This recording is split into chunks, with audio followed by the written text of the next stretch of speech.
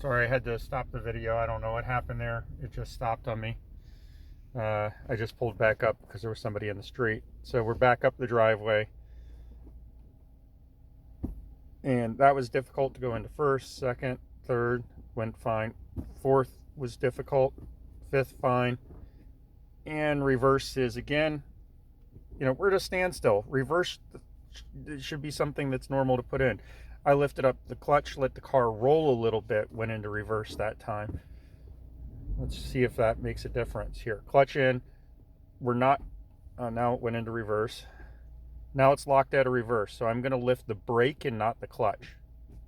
Now I lifted the brake, so as soon as the car started rolling, it went into reverse. Oh, no, that was difficult. All right, let's try this again. So we're in reverse, won't go in.